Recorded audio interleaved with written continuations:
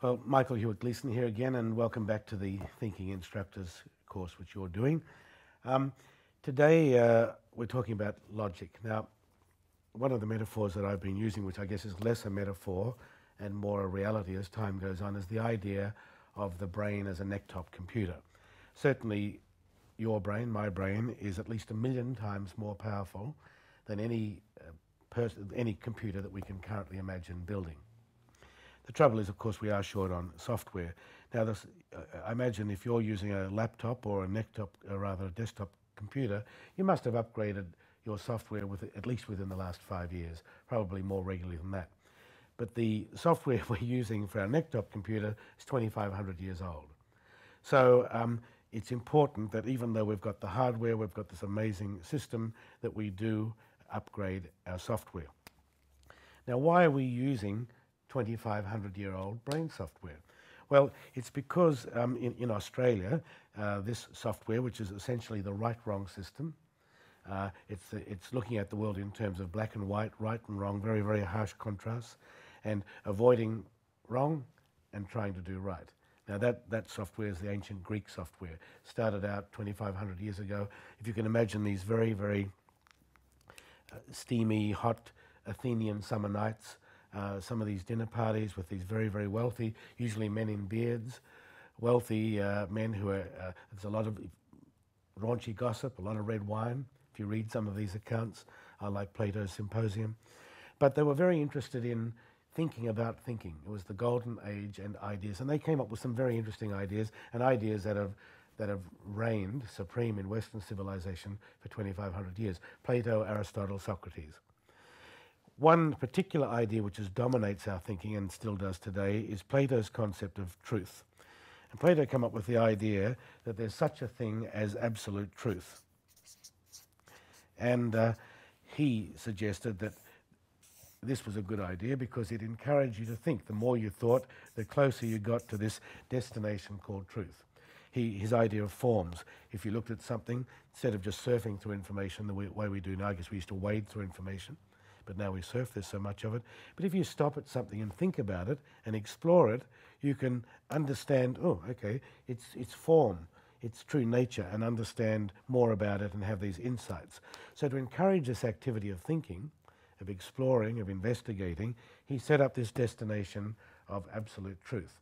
Now, to be fair to Plato, he did say that humans could never get there. Only the gods could ever have this perfect state of knowledge. We would get something like, I think he said, a reflection on the wall of a cave.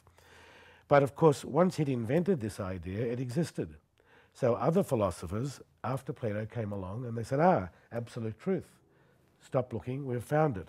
And so it was actually Thomas Aquinas who discovered brand new translations of these early Greeks, who put this idea of truth into the church. The church had its job at the time was to teach its teachings.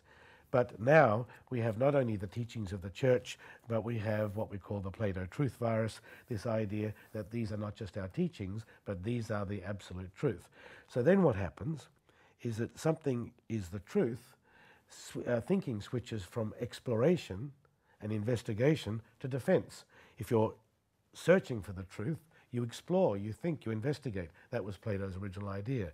But if you say this is the truth, well, now we don't need to explore anymore. We have it already. So all of our thinking becomes defensive.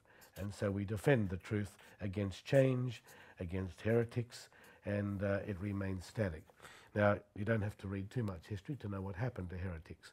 A few years ago, I was in Amsterdam and I visited the Museum of the Inquisition, and it was spine-chilling but fascinating to see the range of instruments of torture and machines, the truth machines they used to get the truth out of people or to convince them that they should stick to the truth. Now, I suppose we don't treat heretics quite as bad, thank God. We've been burnt at the stake a long time ago, but yet people are still punished very severely for not towing the line, for thinking other thoughts than the ones that are mainstream. And so this notion of truth has dominated Western society.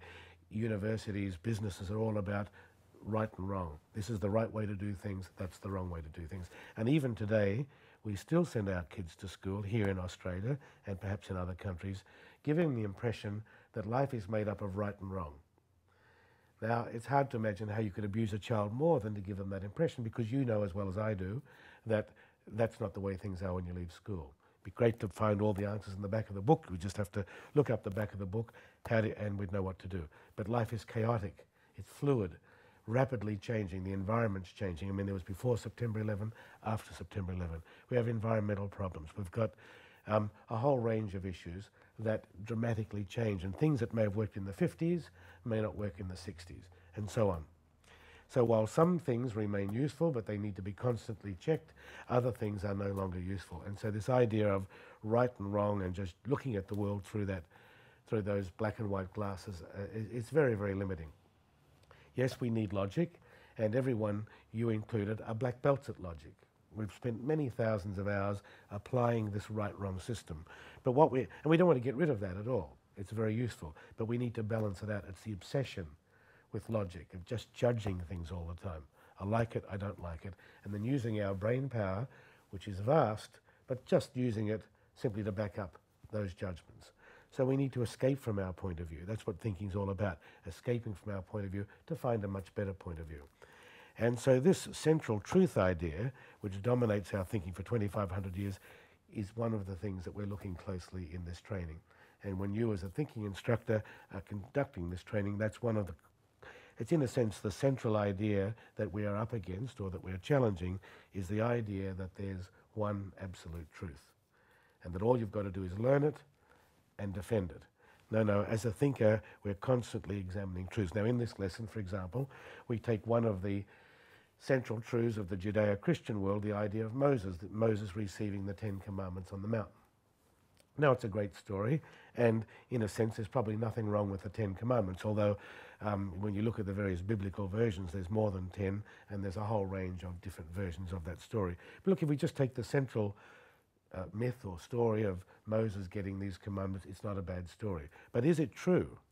Is it true in an absolute sense? And so that's what we're looking at in this lesson. We don't have any record that it's true. We only have the account that Moses gave. Now, there's a number of possible explanations, in addition to the traditional one that God gave him the commandments. Perhaps Moses wanted to give authority to his laws, and he knew that if they were just his laws, people wouldn't take that much notice of them. But if he could say that God gave him these laws, then they have more authority. And of course, many authoritarian preachers and people who wish to perhaps use control or power over other people throughout history, Moses not the only one, who have used the idea that their authority comes uniquely from God, and that's why you must do what I say or else. And so I think it challenges that. I think it asks why. Where did you get your authority from? How do I know?